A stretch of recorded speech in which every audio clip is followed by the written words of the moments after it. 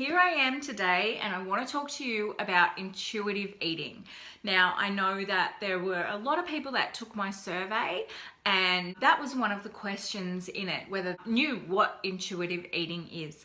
And I was quite surprised, but the majority of people do not know what it is. So today I'm going to explain what intuitive eating is and how we can adapt it into our lifestyle. Now, times are changing and it's really good that times are changing within health because there is so many forms of information out there about what you should be eating, when you should be eating it, should you eat carbs, should you eat fats, should you just be eating protein. So it's really focused on lots of different things and we get so confused by all the information. So intuitive eating is coming back to, when we were a child, we just used to eat when we were hungry. We didn't actually, we've been conditioned to want more or to, have snacks or things like that. Whereas when we were a child, we used to just eat when we were hungry and we actually ate to fuel our body and to feel, to fill that void of like tiredness or, to give us energy pretty much. So we pretty much used it to give us energy and we didn't use it as a crutch for emotions and anxiety and stress. So what it really is coming back to getting in touch with the feelings that you're having when you are eating or when you're binging. So if you are feeling sad, we generally some of us will not eat at all and some of us go crazy and eat lots of like high fat, high sugar foods. But that's okay because you know what? Like sometimes that does help. So, a block of chocolate when you're not feeling the best, sometimes that actually helps a little bit. The only problem is that we don't want to be doing that on every emotion. So when we're feeling anxious, we eat. When we're feeling stressed, we eat. When we're feeling tired, we eat. When we're feeling emotional, we eat. When we're feeling happy, we eat. So it's trying to cut the emotion and, steer away from using it as a crutch. So what you need to be looking at, we're going to go through the 10 principles of intuitive eating, but what we need to be looking at is the feelings that we associate with food and how we can just get in touch with ourselves and think about, okay, when I'm feeling emotional, I tend to reach for sugar. Or when I'm feeling sad, I tend to go for the chips. And then you can replace that habit or, with something else. So if you really, feeling tired, then maybe, you go for a bit of a walk and you actually will get more energy from doing that than eating a big bag of chips. So the first step is making peace with food. You probably have been told your entire life that, sugar is bad, carbs are bad, fat is bad, protein is bad, or they're all good. So the thing is, you need to make peace with the food and the things that you think personally are bad foods. So if you think, oh look, man, I cannot eat, carbs.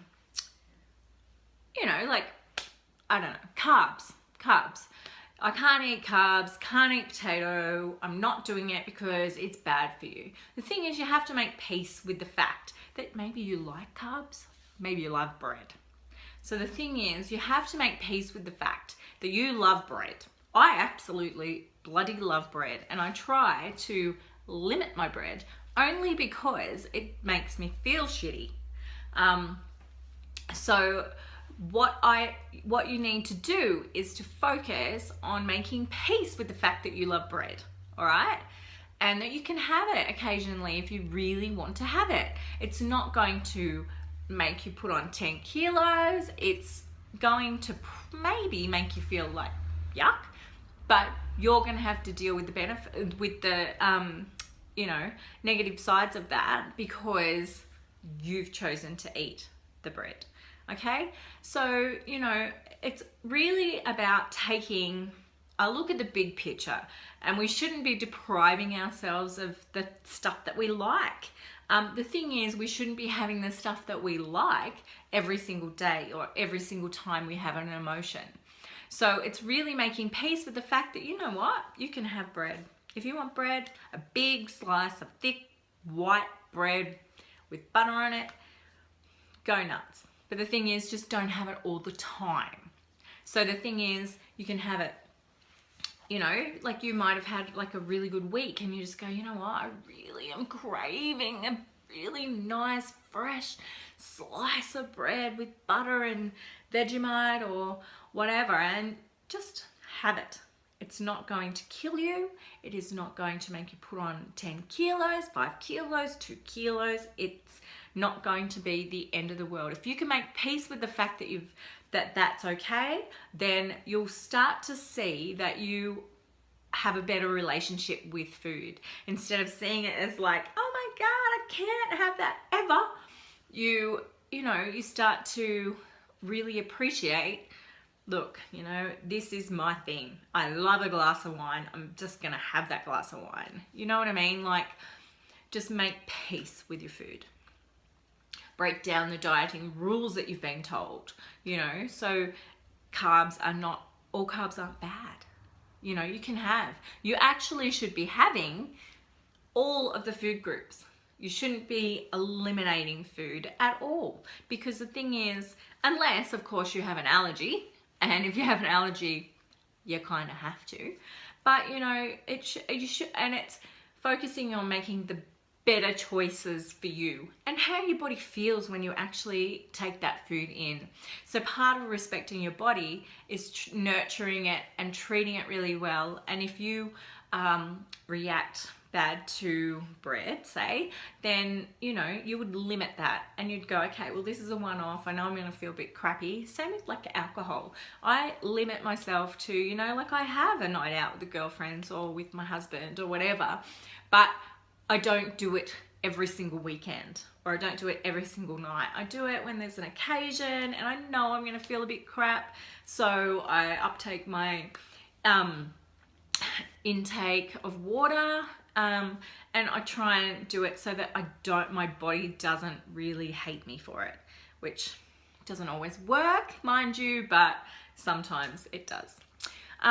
Okay, you have to challenge those deep-seated thoughts that you have about the foods that you have an affliction with. So if you have, you know, like chocolate or whatever, you know, it is fine.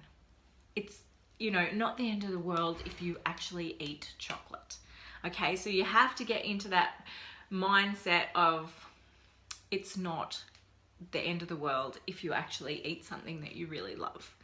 And once you start putting that into practice, you're going to notice that you're going to be making better choices. You're going to be making the best choices for your body, and sometimes crappy choices, but that doesn't matter. Okay, you need to look inward at how you're feeling when you're really craving something. So if you're really, really craving chocolate, it might be the fact that you're really upset, or that you are really, really tired and just need a boost of energy.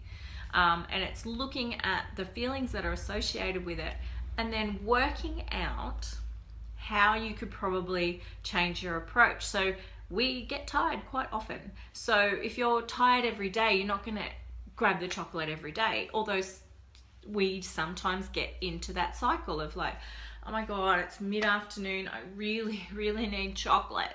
And look, I do this myself. The thing is, we have to learn what the triggers are and combat those triggers. So look at the fact that we probably need some energy. So maybe try and find something that's going to give you some energy, like something really, really good, like a banana. Have a banana instead. You know what I mean? So just choosing something different. I mean, and you may not even be hungry.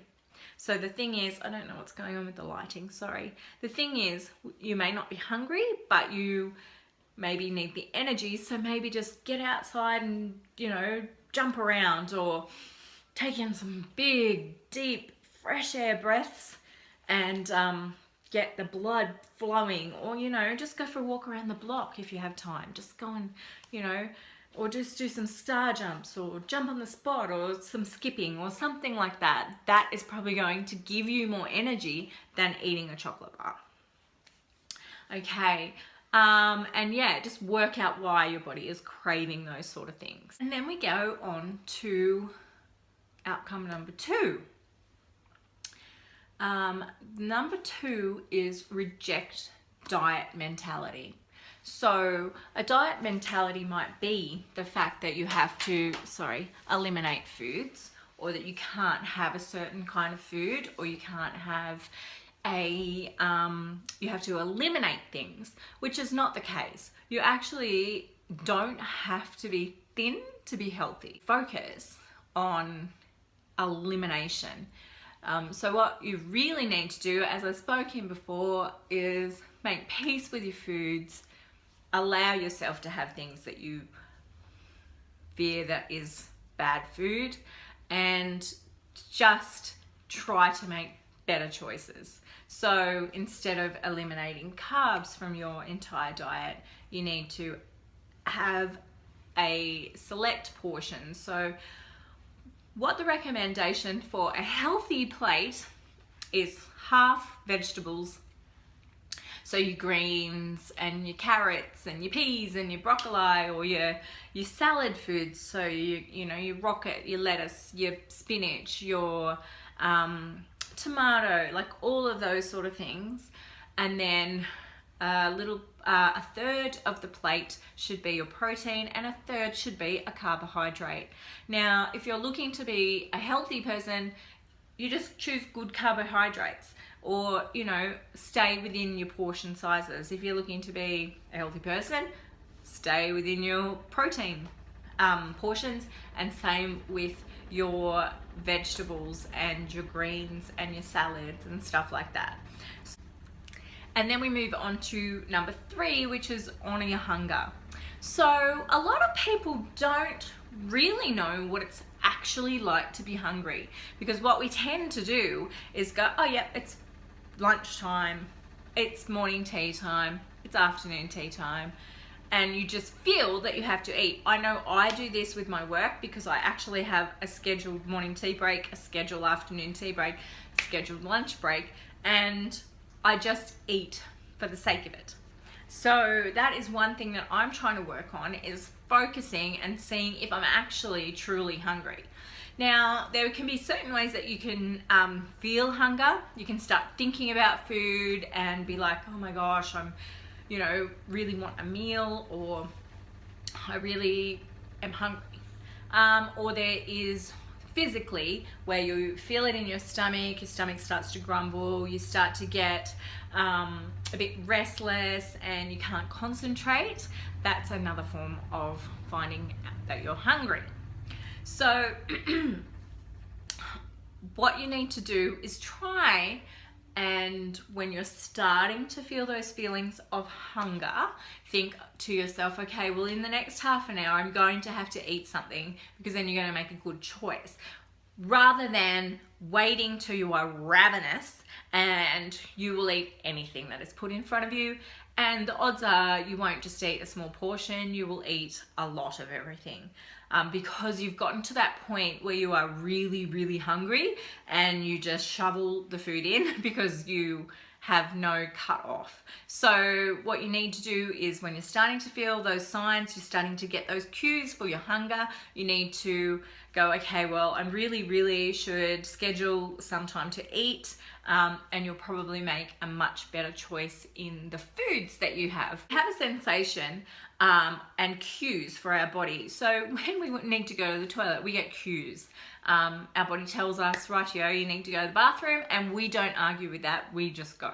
So same as with hunger, if you're feeling hunger, you need to schedule in that time to eat and make a good choice. And there's also when you're not hungry, like if before you go to have something to eat, probably just say to yourself, am I really hungry? Am I hungry enough for a meal? Am I hungry enough for a snack? Or could I just do with a drink of water? And just have a look at it that way. So again, tapping into the way your body's reacting, your feelings, your emotions, things like that. Then you have number 4. Number 4 is making peace with food. So we have discussed this.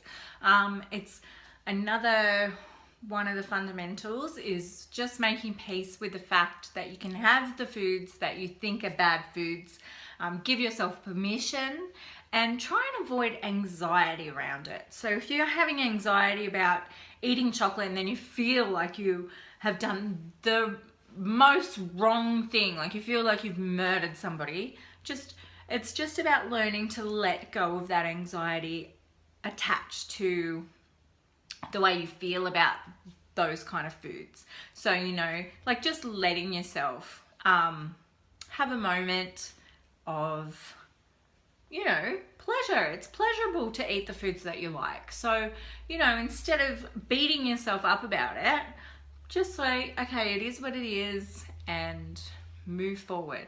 You know, the next meal is probably going to be a great meal, and it's about not beating yourself up so much about, yeah, like the fact that you've eaten it, you know, getting rid of that anxiety. Okay, the next is challenge the food police. Now, we all have people in our lives that try and tell us what we should be eating. They nag us and they tell us that you shouldn't be eating that, or that's not good for you, or as my mother used to say, you don't need that. Now, I used to feel about this small when she used to say it, and she probably said it thinking, well, you don't need that. You don't need another biscuit, Erin. You know what I mean? But it always made me then feel like I was terrible for wanting more food. And I know she didn't mean to make me feel that way, but it just was in the way that it was said, and probably the way I was feeling as well, because I probably knew that I didn't need that food. So we all have those kind of people in our life, and what it is about is, and you know who our worst person is probably ourselves, nagging ourselves to say, you know, you can't eat that, you shouldn't eat that, you don't need that.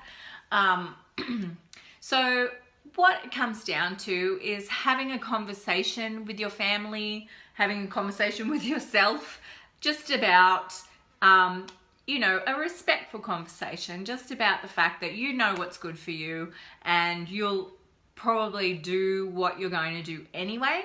So people need to like just back the truck up. Okay.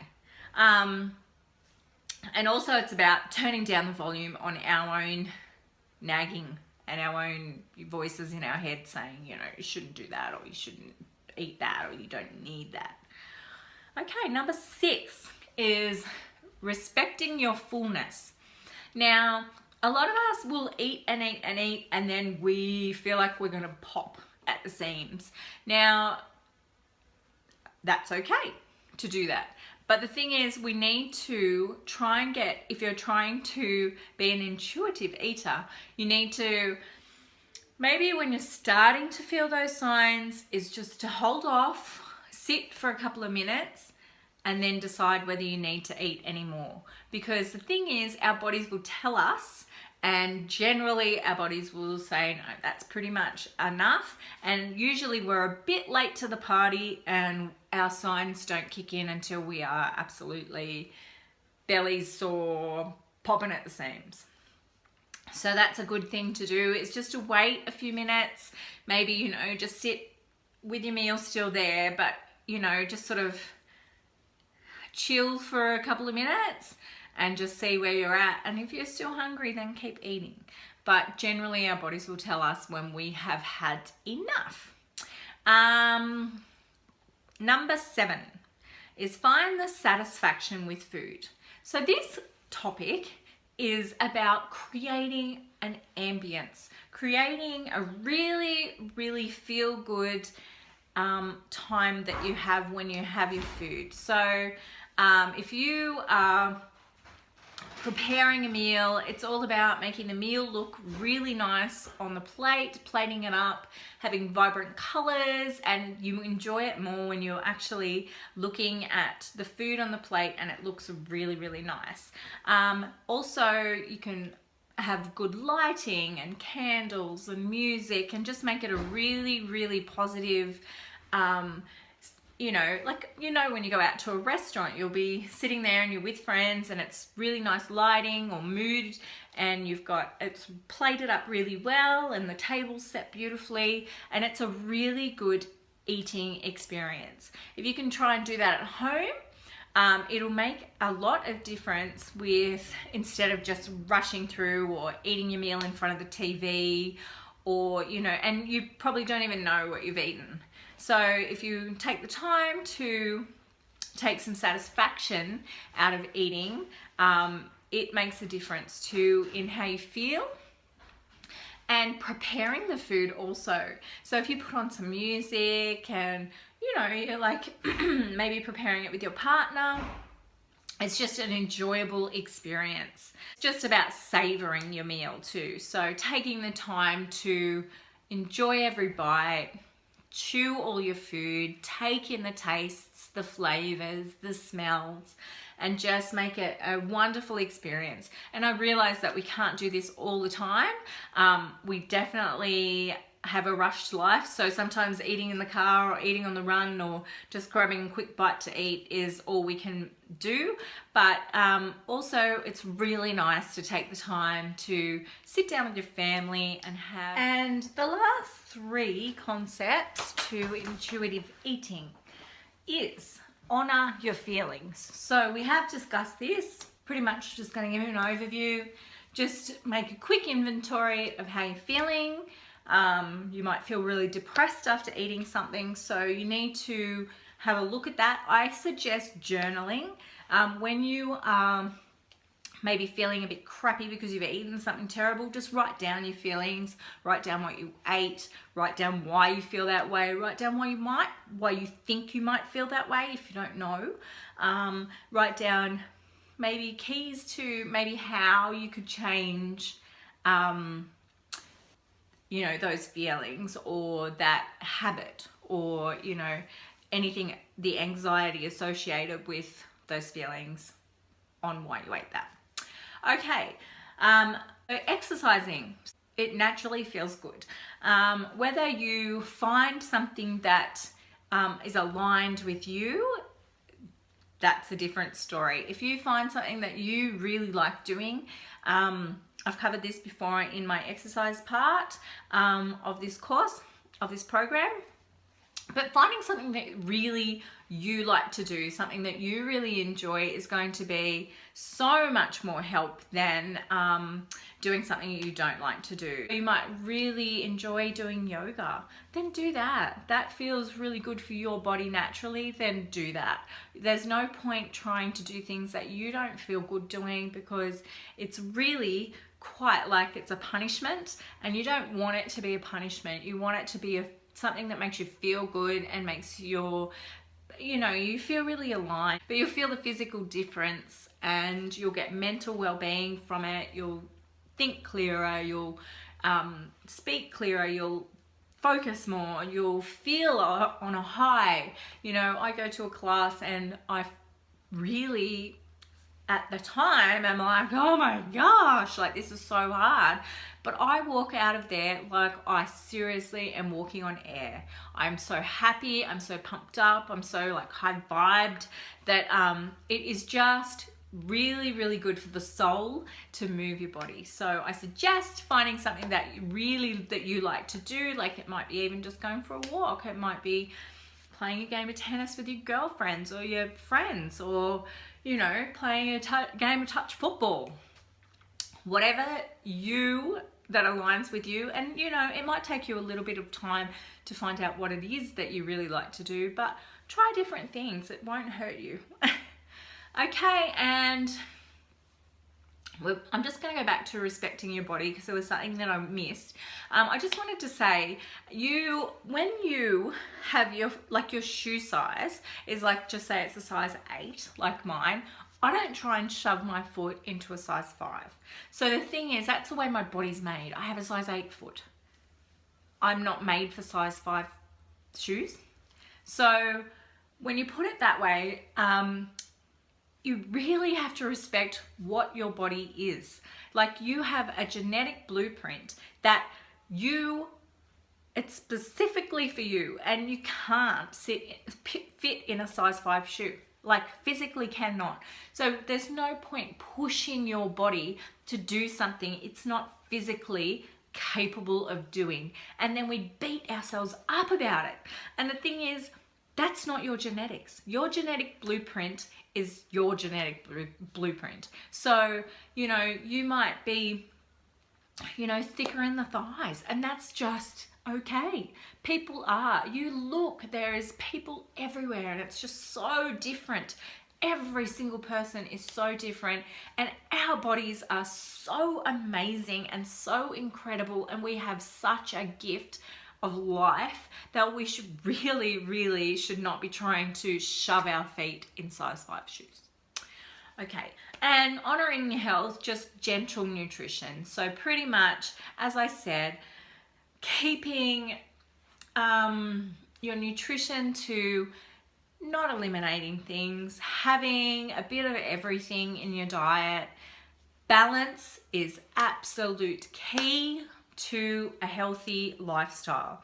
So if you want to have a little bit of a blowout, have a bit of blowout. Don't beat yourself up about it. It's okay. The world isn't going to end. You're not going to be a big fat blueberry. It's not like, on, what's that show? What do you call it? Oh, Charlie and the Chocolate Factory. That's not going to happen to you. So what you need to do is just to give yourself some love and to be kinder to yourself. It's all about balance. So I am so happy that you guys have taken the time to come on this journey with me, and if you want some more information on intuitive eating, I am coaching people on how to sort of reach those sort of goals, and we can do this together. You can upgrade to the one-on-one coaching or group coaching with me. Some people don't like to be coached in a group. Some people don't like to be coached one-on-one. So there's both options. I'm so happy to be on this journey with you, and I really am so passionate about people just loving who they are and trying to be their best, healthiest self as they are. And I am just so thankful that you are here and we are doing this together.